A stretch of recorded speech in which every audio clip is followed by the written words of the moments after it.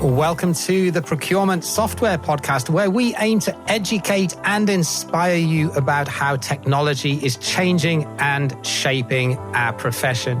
The truth is, there's never been a more exciting time to be in procurement, but only if you're one of those organizations that's embracing the change and driving new developments. And this podcast is all about giving you the tools to help you get there. So buckle up and let's get right into this week's show.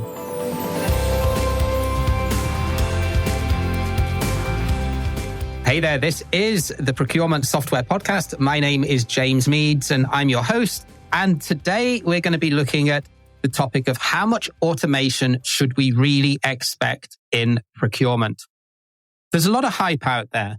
So I'm going to break this down and try and investigate where should we be looking in the short to medium term.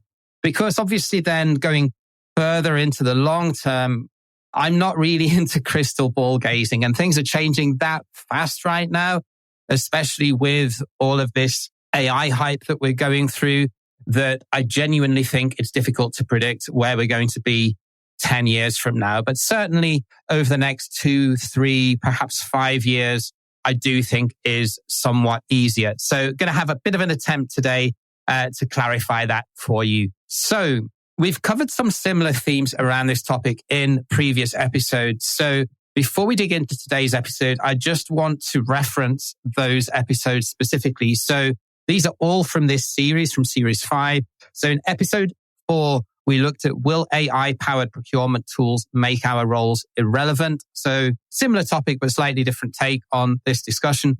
Then in episode 8, I had a returning guest, Ward Carson from Raindrop, join me, and we talked about AI use cases and opportunities specifically in the source-to-pay space. And then in episode 21, we asked the question, will tech and AI make category management or category manager roles irrelevant?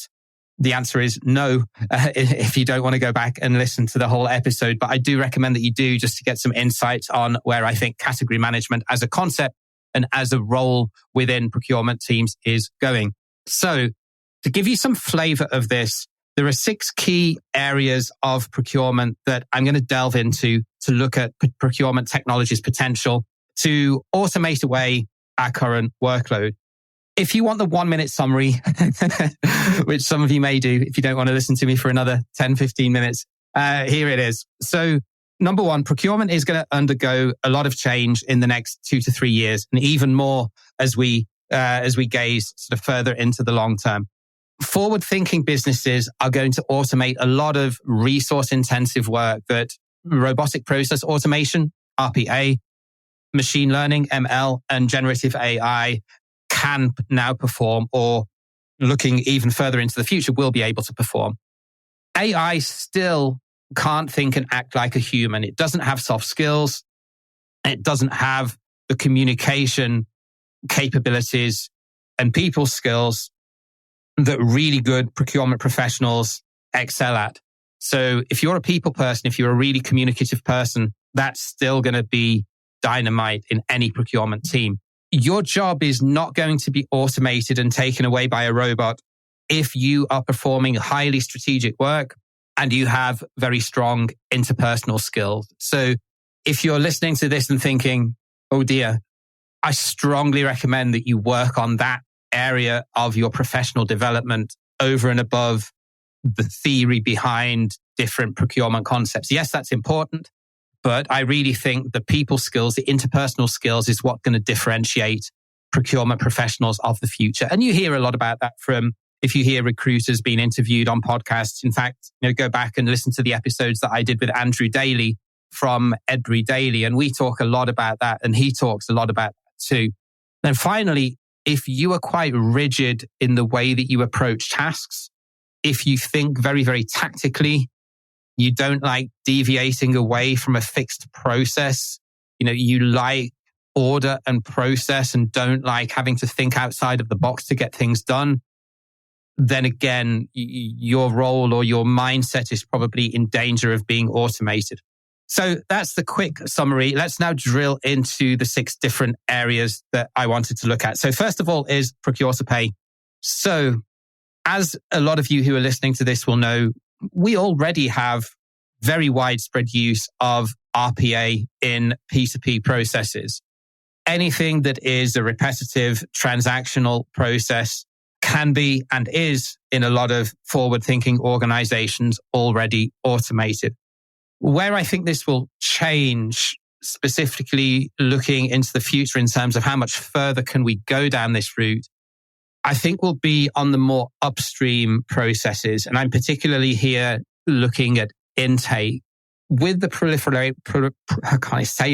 proliferation of intake tools that have come onto the market, really since Zip hit the market back in, I think it was late 2020, this is really helping us to grapple with a lot of maverick spend and late involvement of procurement, because an intake solution gives us that user-friendly front end to enable us to communicate with the stakeholder before they actually get to the point that they need to raise a purchase requisition or a purchase order.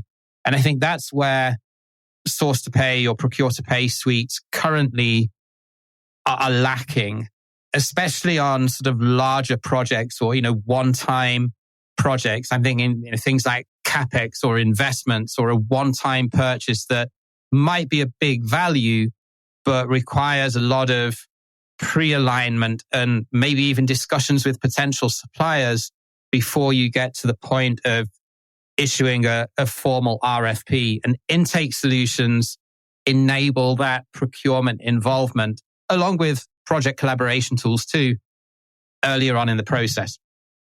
I think where we're going with this as well, this has already been done in many forward-thinking companies, but low-value purchases will not need intervention from a buyer or from a procurement person, except in cases where there are commercial issues or non-compliance. As in, let's just say there's a dispute on the terms and conditions, or you don't accept the payment terms, or the price in the system is not what the supplier is coming back with in his quotation. I think those are going to be the only instances. It's going to be the exception rather than the rule.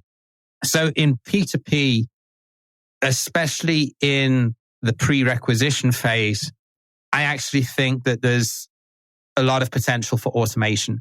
A lot of it's already been done in the early adopters, but this is something that every single company has as a process, right? Every company has to raise purchase orders and every company has to pay suppliers invoices. And there's a big, deep blue ocean out there, especially within smaller and mid-sized businesses that haven't done much digitization around this yet, simply because the cost of the procurement tools in the past was just so prohibitive, and the complexity and the time to implement and the amount of consulting resources you need. All of that's gone away now. You can go out and buy software now where you can buy one user license for $30-$40 a month, or where you can go and get enterprise pricing for up to 25 users for around $500 or $600 per month.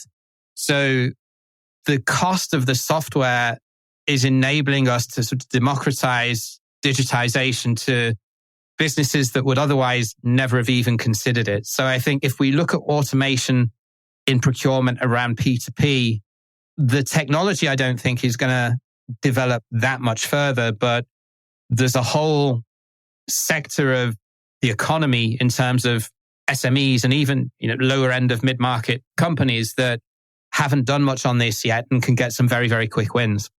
So let's move on to sourcing. This is where I think generative AI specifically has a lot of potential. So a lot of really laborious tasks when you're putting together a sourcing event, they can't be done by robotic process automation. They can't necessarily be done by machine learning, but this is where generative AI comes into its own. It's very good at drafting text. It's very good at drafting copy. It's not so good at other things. We have to acknowledge its limitations. But if I look at things like drafting RFP documents, writing an RFP, especially if you're doing it from scratch, often for me used to be at least a day's work. if you want to put together a professional looking RFP that's written well, that's engaging, that's not just full of legalese and procurement BS.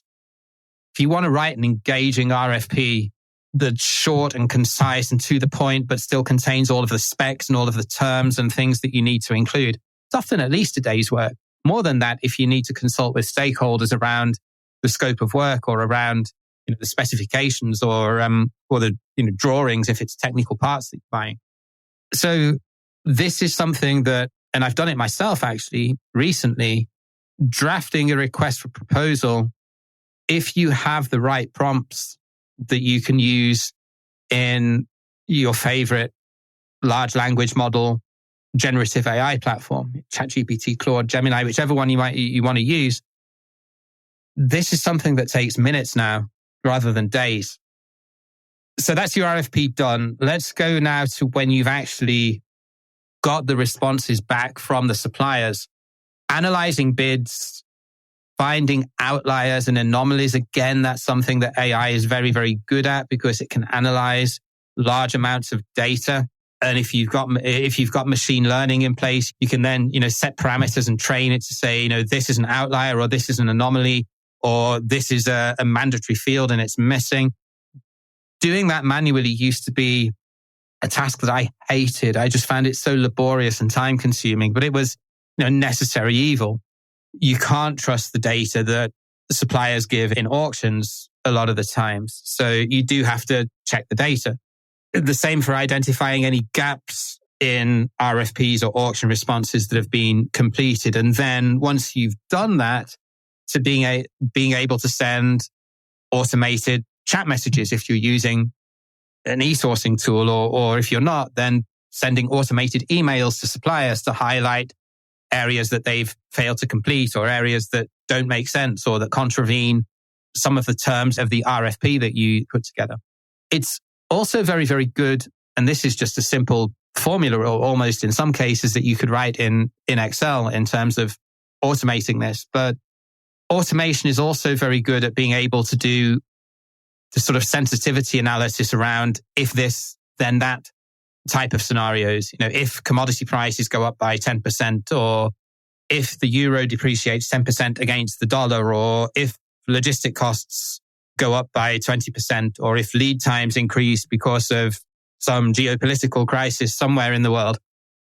That's something also that historically was done manually, but now can be very, very easily automated, either through using tools that have AI incorporated into them as sourcing platforms, or even if it's just a more simple Excel formula that you need to write to be able to do that.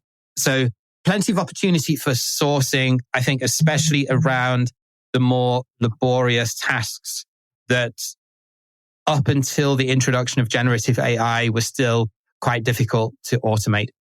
Let's move on to contracts. So this is one where we're pretty much already there in terms of what the technology can do. And it doesn't really require much prediction or much stargazing to be able to say what's going to be happening here, because it's pretty much already there. So generative AI can draft NDAs and simple frame agreements. Great for being able to draft simple legal documents. Okay, it's not going to write a very complex facilities management or professional services contract. But if you're looking for a fairly straightforward unilateral or mutual NDA, or if you're looking for a very straightforward frame contract that lays out a few generic terms that will govern any supplier relationship globally, that can then sit above any country or regional service agreement, great for doing that. I've written contracts using ChatGPT, and again, as long as you know what to tell it and how to prompt it, it can give you pretty good draft contracts. It's also great at parsing contract data. So you can now automate a lot of contract analysis.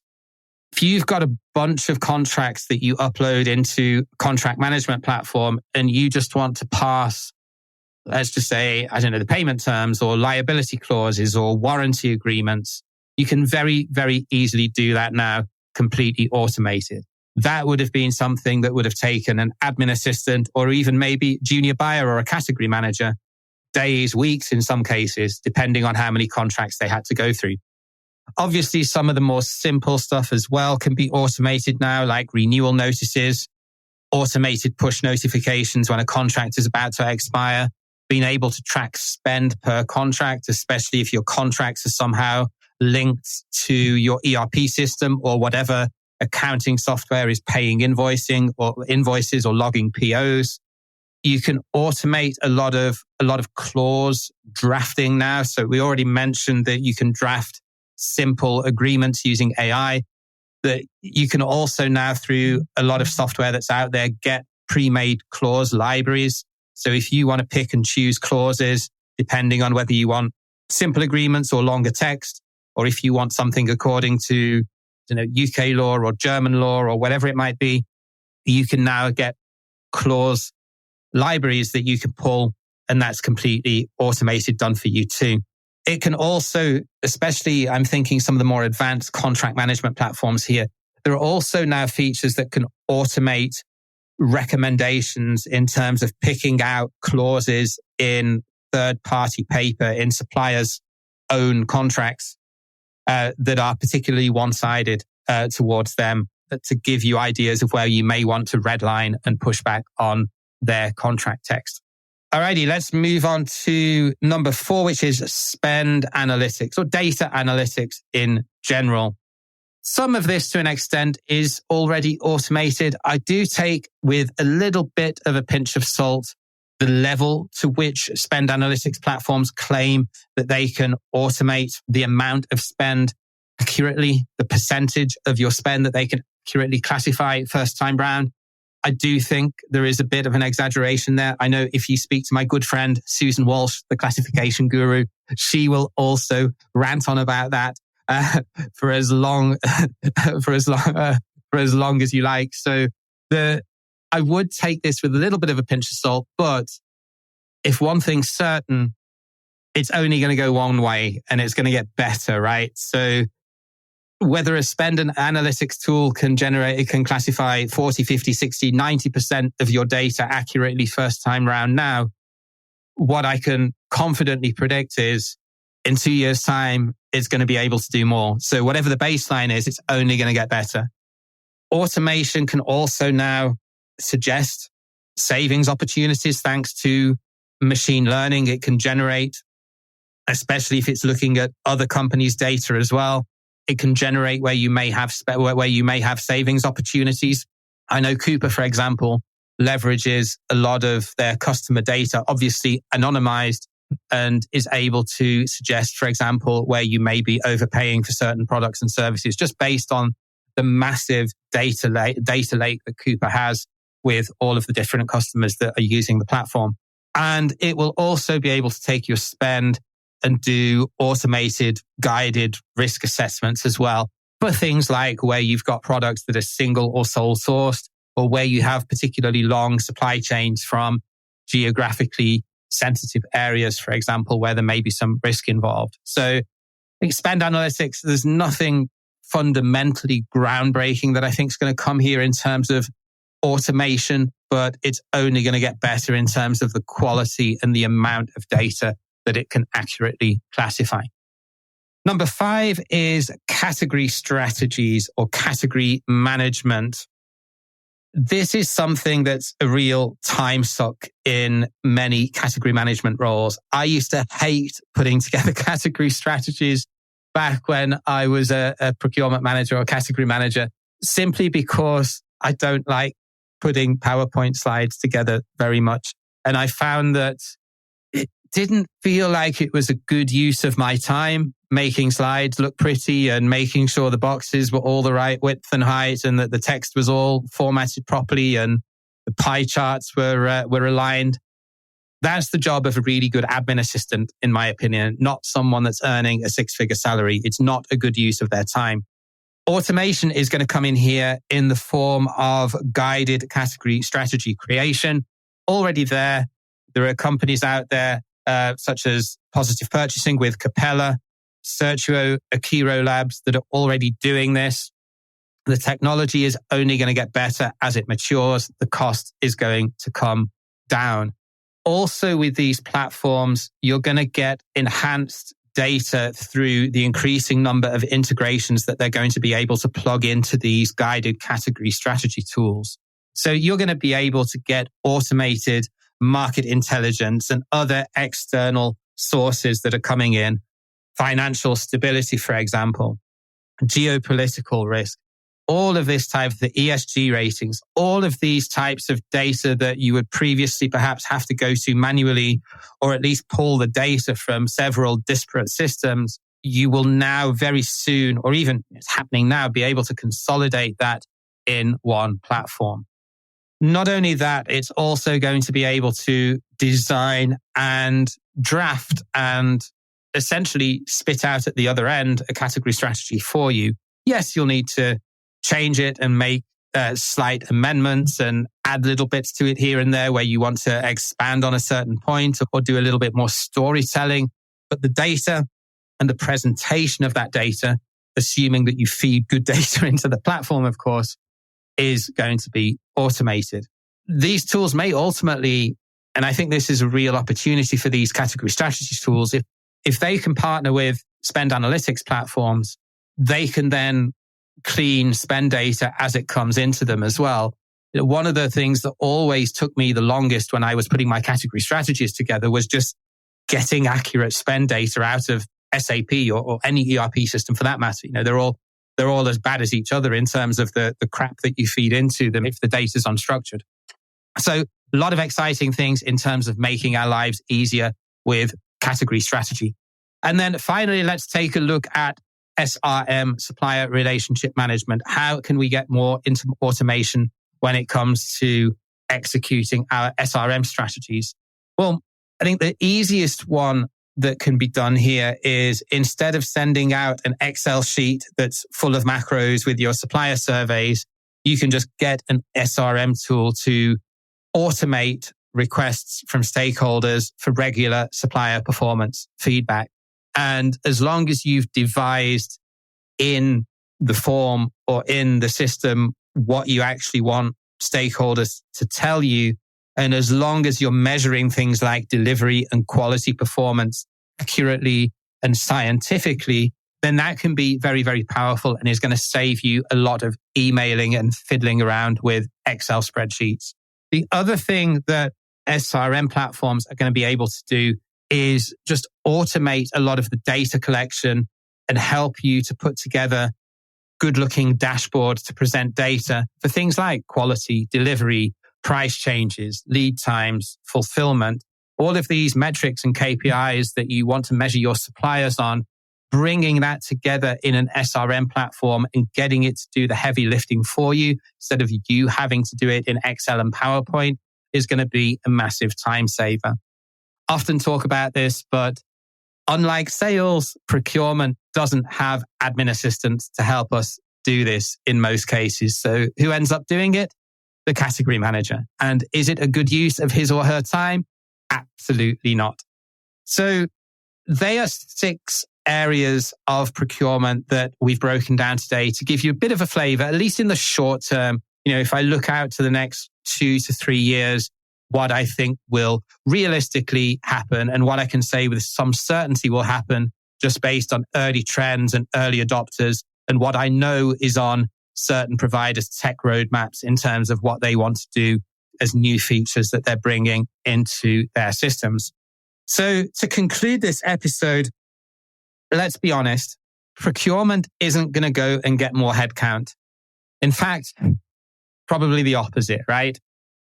Unfortunately, procurement is still seen as a cost center in most businesses rather than a strategic value driver or a department that adds to the top line. So my unfortunate prediction is that there will be probably fewer roles in procurement in the future. AI is going to automate more and more tasks, and a lot of resource intensive tasks or current resource intensive tasks specifically that are being done by people right now are going to be able to be done by AI in future. On the one hand, that's going to free up a lot of resources to spend on more strategic tasks and more added value activities, but it's also going to make it more difficult for a chief procurement officer to lobby for more headcount.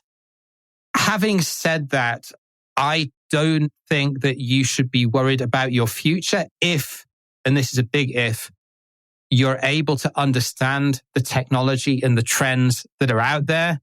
And most importantly, you're able to embrace working with it and see this as the future rather than resisting it. The qualities going forward that are going to be, and if any of you follow Tom Mills on LinkedIn or subscribe to his newsletter, which I highly recommend, he talks about this a lot and I fully agree with him. Being able to think critically, being able to challenge the status quo, having interpersonal skills like storytelling and being able to effectively partner with your business stakeholders and empathize with some of the challenges and some of their objectives and be able to fit in what you're doing in procurement and align your objectives with what they're doing. I mean, a lot of that comes from the top down. I get that. But these are all roles and skills that AI is not going to be able to automate, at least, not in the foreseeable future. Will it be able to at some point? Possibly, maybe even probably, but we're certainly not going to be there in the next 2 to 3 years. So if you're looking at how can you realistically future-proof your procurement career for the foreseeable future that we can accurately predict, that would be my recommendation, because we are going to see a lot more automation, but it's going to automate the things that, if you've got your strategic hat on and if you're a bit of a critical thinker and a bit of a visionary, it's going to automate all of the things that we don't really like doing that much. It's only if you're quite process driven and quite technocratic that maybe you're going to see it as a threat. And then maybe if that does fit, where you see yourself, perhaps it's time to think, what other roles are there available in procurement or in the business in general that is a bit more process and technocracy focused rather than more entrepreneurial or people facing. That would be my tip. So yeah, that's it. Thank you very much for listening. I'm very grateful for everyone who listens to the Procurement Software Podcast. If you do, please go ahead and give us a follow on Apple Podcasts or Spotify, or indeed wherever else you listen to the show. It does help us reach more people in terms of the number of subscribers that we get. And yeah, if you want to know what technology providers are out there, we, as well as our software database, which you can find at .procurementsoftware.site, we also have our one-page tech maps, which give you all of the different tech providers that play in the different categories of procurement tech. We've got one for SMEs, we've got one for the mid-market, and we've got one for enterprise too. You can head to store.procurementsoftware.site and download yourselves a copy of that completely free of charge. The links are also in the show notes to this episode. Catch you again at the same time next week. Until then, bye for now.